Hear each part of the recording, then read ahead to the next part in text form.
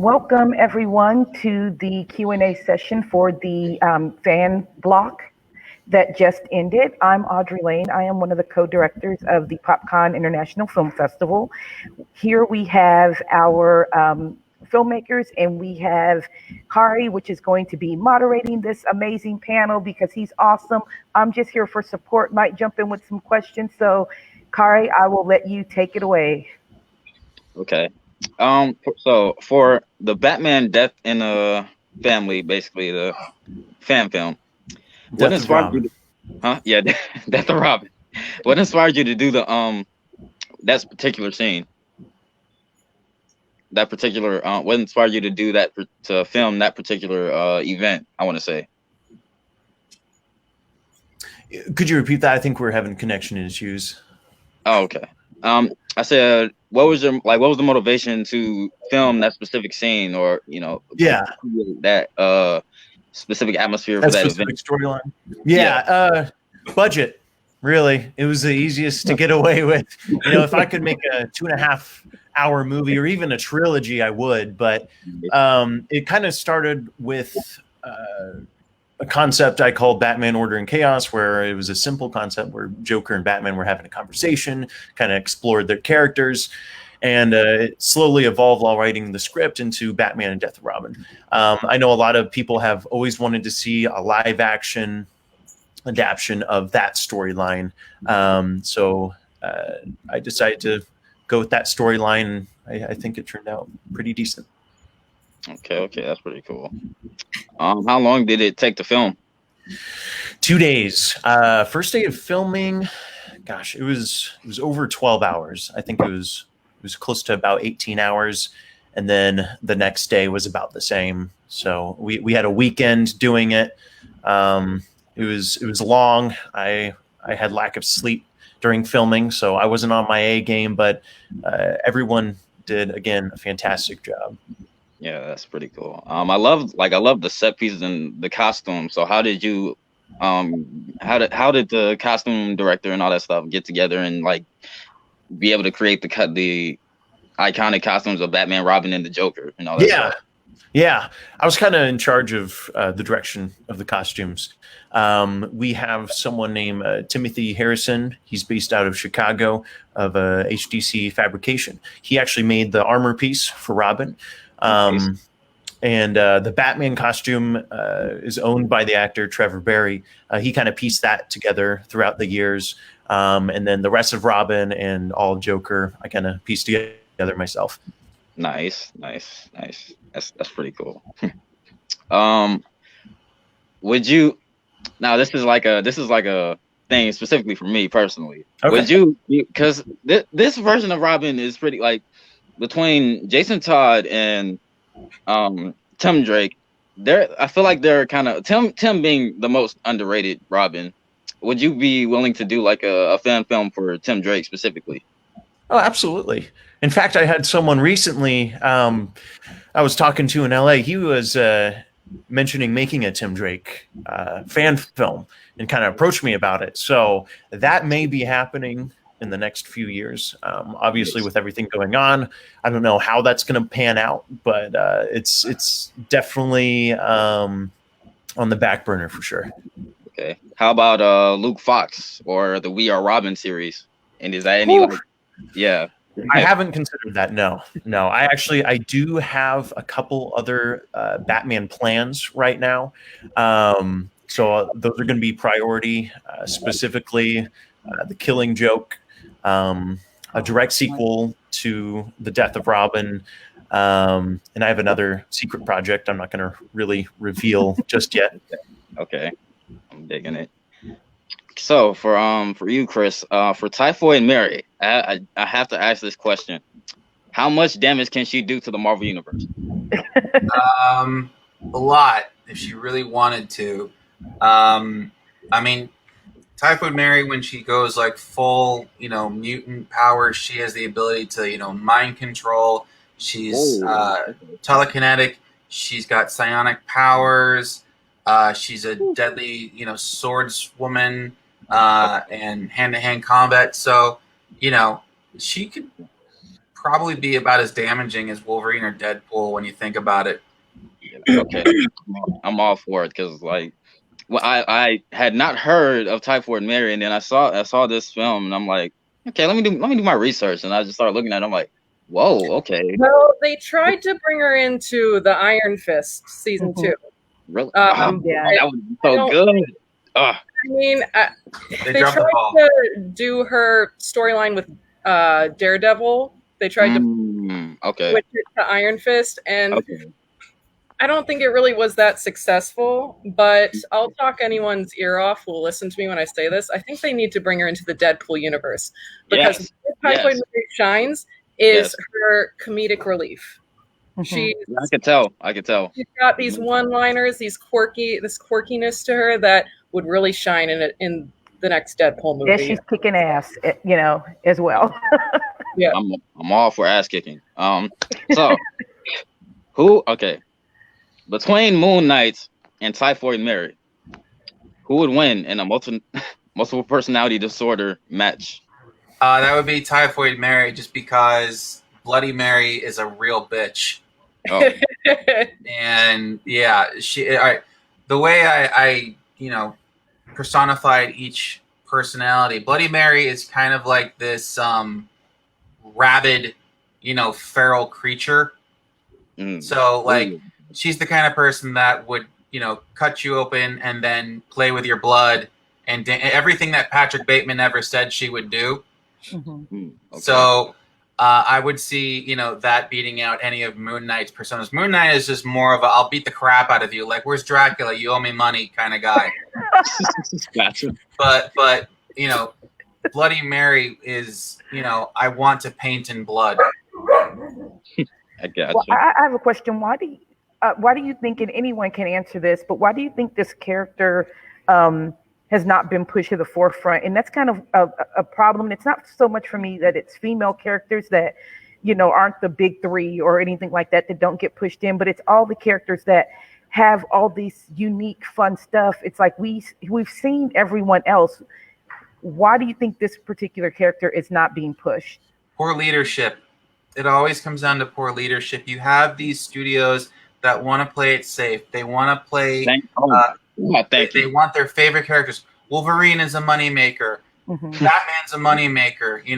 We'll try something obscure. We'll do Daredevil and Elektra. It's like, no. You have all this opportunity to push the envelope. They did Typhoid Mary in the Elektra movie, and they completely just used her name only. None of that was what Typhoid Mary really was. And the reason why they hide from these types of characters is because they get dark.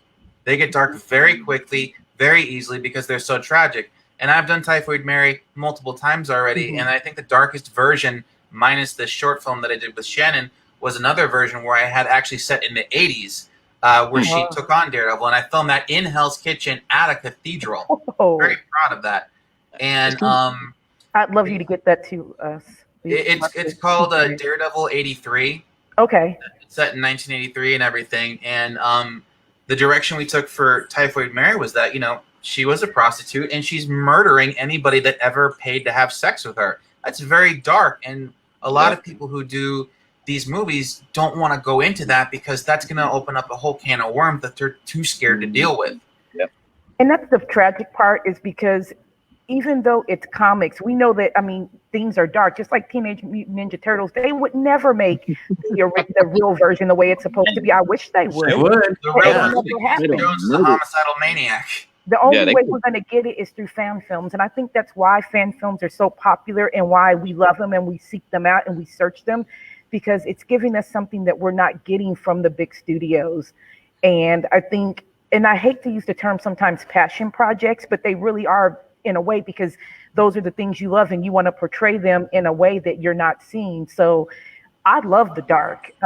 It was really hard. So we tried to divide, put little disclaimers out, like what was kid friendly, what wasn't.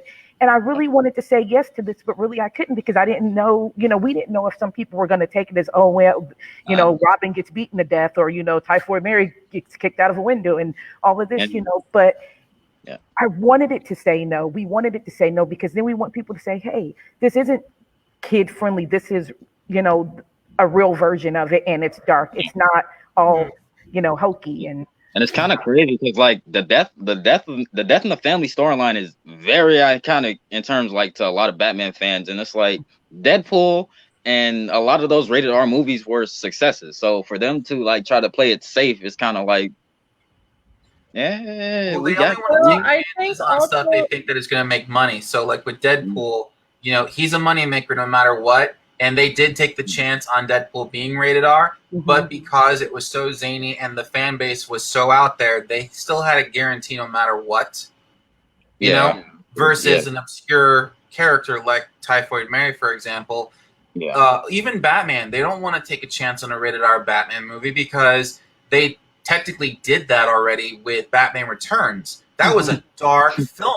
The Penguin is, throwing out black foam, and McDonald's was like, "Excuse me, we're trying to market to children here with our Happy Meals, and you got Danny DeVito." It's not how you sell a Happy Meal. So they brought in Joel Schumacher afterwards. So, times are changing now. We're getting more darker stuff like with the Joker movie and everything like that. But again, it has to be under specific circumstances where the characters are isolated. The Joaquin Phoenix Joker is not the classic Joker. Batman is not going to be in that world. We're going to drop the F-bomb. This is not for kids. This is an art house movie. Yeah. So they can't do it under the big, tent pole. Yeah, and I agree with all of that. Really, when it comes to making rated R superhero films, I know that's something I personally have always wanted to do. And I know my future film projects are going to be based around that. I want to have dark storylines. I want to have storylines that are impactful, that really deep dive into larger, more mature topics rather than making it kiddie or marketable. And that's the thing with bigger movie studios is it's a marketing machine. These are what these movies do. They sell merchandise and tons of it. You can't make a rated R movie and really sell action figures to kids or anything. Now, in terms of like the rated R Joker movie, for example, they could come out with some, fancy, neat statue and I'd buy it. I know some people would. Your typical movie goer who isn't really into comics that happens to see that movie, though, they're not going to buy all the merchandise. But if they are watching, let's say, an MCU movie with their kids are going to buy the merchandise. Therefore, they're not going to have that rated R superhero movie at the forefront of their minds. And so, yeah, exactly. Again, it's all about money. And I know us as local indie filmmakers, well, I'm local, but you guys aren't, indie filmmakers nonetheless, we want to we don't want to go by that formula. We want to take that formula, throw it out the window and do our own thing. And, we're the true fans. We actually love comics. I want to make a Polka Dot Man rated R, really gory, dark. Yeah. That's something I want to do, or even Kite Man, and it can be a dark comedy. I want to get kind of creative with superhero films. I think I'm sorry, Shannon. I think one of the reasons why fan films are so successful right now is because the filmmakers are actually listening to the fans. Yeah. Like, we're online, we are interacting with them. I know Chris constantly goes on YouTube and social media and asks his fans, what do they want to see? And that's what he makes. And I think this is the rise of, indie film has been, I feel, steadily rising, steadily gaining more support. And I think it's because a lot of people are tired of the same thing. I think with the indie filmmaker, you can give it your all because you don't have anyone to please but yourself. You're going to write things and direct things that, drive you, and not necessarily for what someone else wants to see. And I think that's the beauty of indie filmmaking. You don't have to follow a formula. You can kind of go out and venture on your own. And we've talked about this a lot because we always talk about movies or comics. And I was just kind of like, I don't like the character Harley Quinn. And I don't like hardly any version of her, especially the recent ones that they've done. I just think it's too hokey. I know her character, so I'm like, well, how do I turn a character into something I like and how I think they should be? And I'm like, oh, well, if you don't like it, we'll write your own, because the studio is never going to do for me that character like I feel that it needs to be done. I think they always see her so one-sided that she followed Joker and she let him talk her into changing her whole persona. I think it was always there. I mean, she is, on borderline. I actually acknowledge that. I did a Joker series about 10 years ago, and we acknowledged that side was already inside of her. It was already there. I mean, and she mirrored him because she found that she could let go of that, business persona and all this that's been bottled up. And it wasn't that it wasn't there and he pulled it out. She just felt an equal, and she could be just as friggin' crazy and, psychotic as he was. I mean, everybody's almost a shot away from just doing something crazy right now. But, the difference is we keep it in, we bottle it in, and we kind of conform. But, I just never have liked the way they've portrayed that character. I think they've always missed the mark on it. I mean, a lot of people won't agree, but that's just my opinion of it. And that's why we love what you guys are doing, because you're taking that and you're just doing it and not following what people expect or want, except for the things that we want that we're not getting elsewhere. Well, I had that problem with like Catwoman, for example, when the Halle Berry movie came out. I hated it so much. I made my own Catwoman, series back in 2006, and I kind of started realizing that's basically what I'm going to have to do now. Anytime there is something that I don't like, and I feel like I could do a better job, I do that. Yeah, I agree with that. I'm not going to say I'm better than what has been put out there, but that was kind of my intent. It's like I always wanted my own version of the Joker and Batman, and kind of create my own feeling to that universe. And that's the driving force behind doing Batman, is I want my version to kind of manifest. And Audrey, everything you were saying about Harley Quinn, that's crazy. That secret project, it's going to be kind of like the third film in this trilogy I'm doing with the death of Robin and stuff. And everything you said is what I had written down for the character Harley Quinn. I no joke. You're saying that, I was like, that's what I'm going to do. You're going to love it. Get in my brain. No, I know, seriously.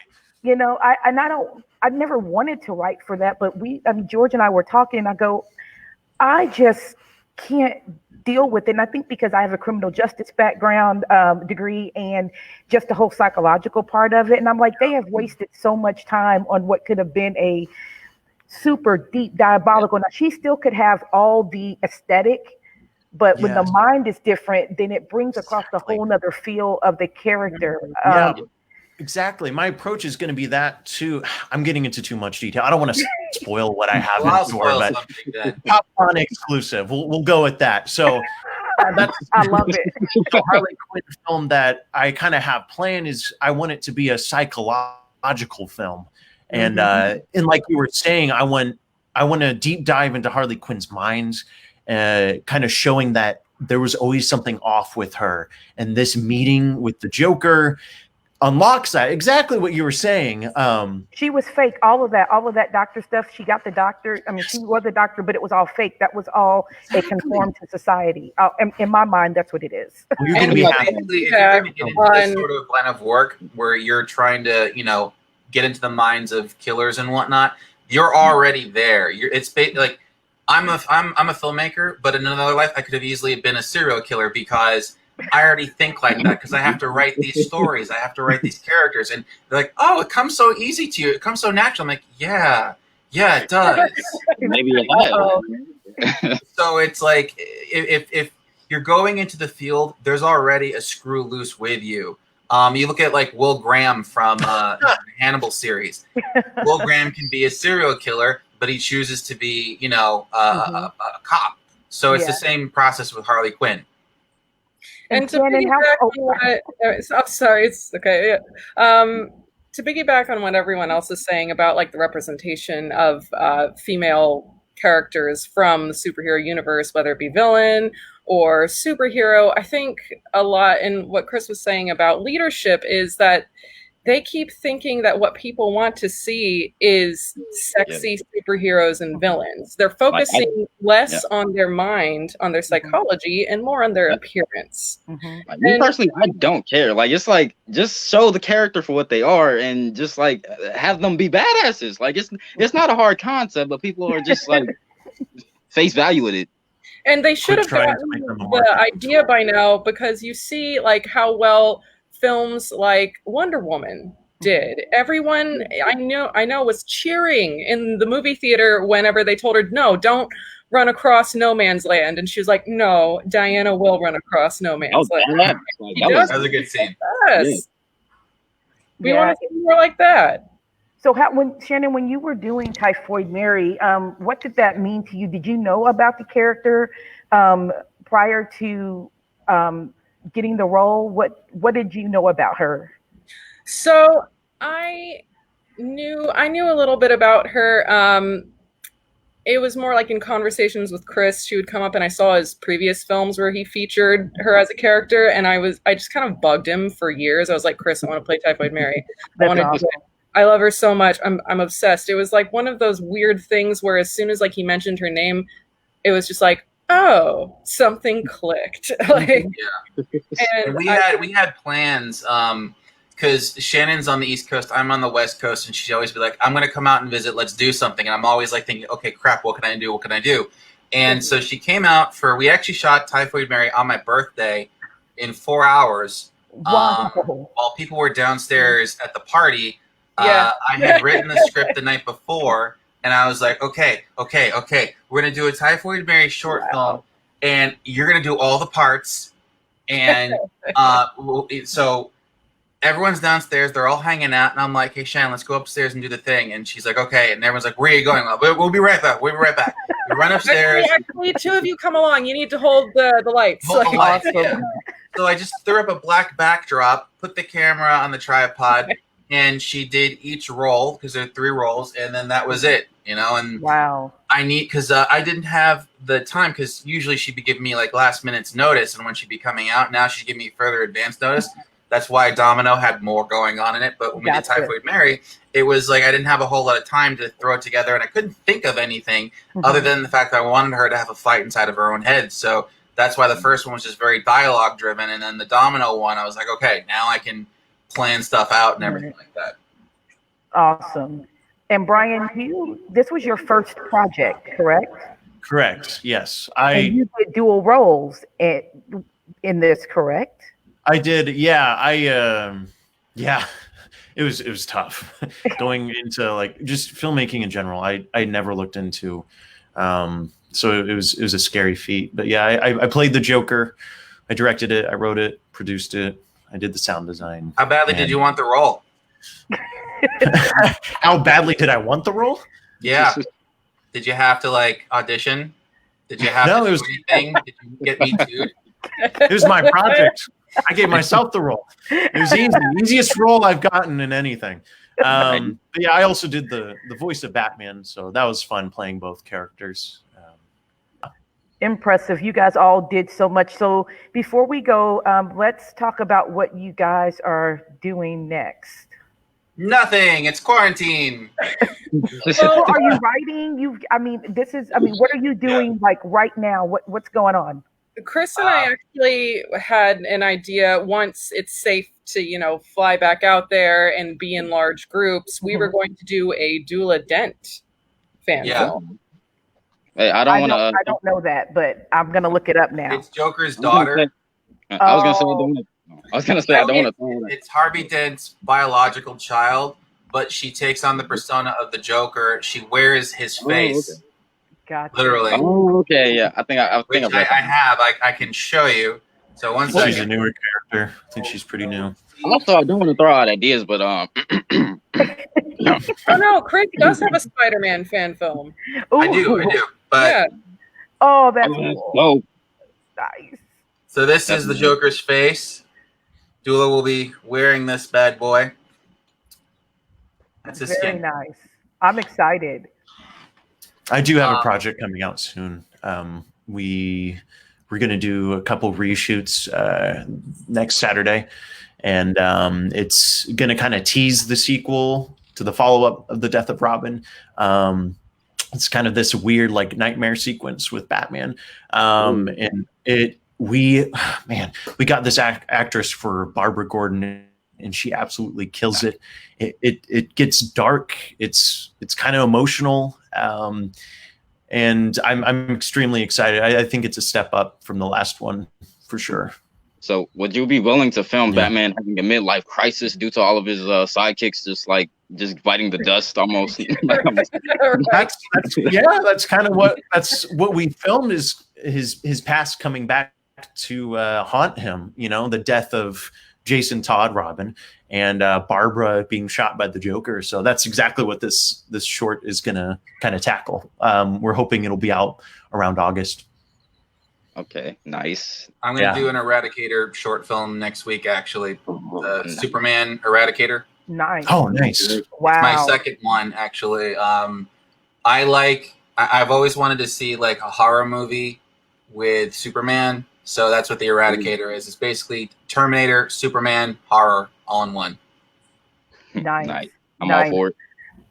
Guys, this was amazing. This fan block was so good. We hope everyone enjoyed it. We actually had a nice number of viewers in here. Thank you guys. One last thing, where can people find you? Brian, where can people find you and what you're working on? Yeah, Instagram and Facebook. So B Squared Productions on Instagram, spelled BESQUARED. You can also find my personal Instagram, Brian Bowles Official, first last name official. And then Facebook as well, B Squared on Facebook or B Squared Productions. I forget what I listed as. Those are kind of my two main inputs. YouTube as well, B Squared on YouTube. Same spelling, BESQUARED. People usually have a problem finding it. Awesome. And Shannon, how about you? So I'm part of the Blinky team with Chris down there. And you can find us on YouTube at Blinky 500, Blinky Productions. There you go. I love it. Chris, you're so prepared. You're so prepared. I love it. And with a smile. You can find me like right there on YouTube and stuff. Wait, right there. Yeah. Your username. Yeah. Yeah. Well, I'll definitely connect with you guys for sure. Just giving everybody a chance to write this down. Hold on. I think I have my business card. I love it. You guys are awesome. But hang on. I got to get it ready. Yeah, baby. Oh, yeah. I love it. There we go. Yeah. There's my logo. That's the logo you're going to see. Nice. You know where that name came from? B Squared. It's my first and last name. So like two B's, Brian Bowles. But I had a childhood doctor named Dr. Jarvis. He had these little round glasses. He was really funny. He always made funny noises. And he always called me B Squared because of that. Also means like being nerdy, like being a square. Yeah. Being a nerd. B Squared. You know, so it's like yeah. There's my business card. I'm going to copy Chris. If you're confused on the spelling and everything, there's my email too if you want to collaborate, and my phone number, which probably shouldn't be on there, but it's there. Now you're gonna get harassed, and all these people calling you. Right. Get a new phone number. Good harassment though. Yeah. One of the calls is going to be me. Just know that. Can you close me out? So we are going to jump off here. You guys feel free to pop back in and chat on other people's. Check out your peers and what they're doing. Have fun. Go maneuver through the virtual con, and just make sure you pop back in. And hope you guys enjoy the rest of the film fest and what we're showing. So thank you guys again for taking the time. Thanks. I'm going to close us out. Have a good one. Actually, James, you can close us out. Bye, guys. Guys. Peace out.